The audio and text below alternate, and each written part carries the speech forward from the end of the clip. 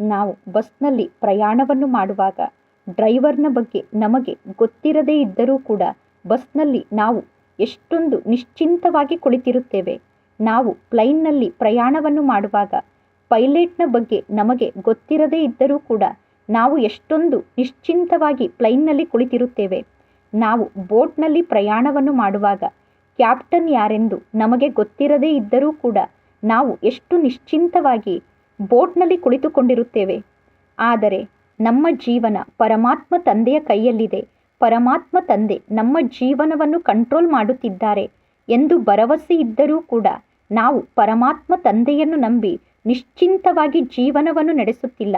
ನಮ್ಮ ಜೀವನ ಪರಮಾತ್ಮ ತಂದೆಯ ನಿಯಂತ್ರಣದಲ್ಲಿ ಇದೆ ಎಂದು ನಮಗೆ ಗೊತ್ತಿದ್ದರೂ ಕೂಡ ನಾವು ಪರಮಾತ್ಮ ತಂದೆಯನ್ನು ನಂಬಿ ನಿಶ್ಚಿಂತವಾಗಿ ಜೀವನವನ್ನು ನಡೆಸುತ್ತಿಲ್ಲ. ಅಪರಿಚಿತ ವ್ಯಕ್ತಿಗಳ ಮೇಲೆ ನಮಗೆ ಭರವಸೆ ಇದೆ.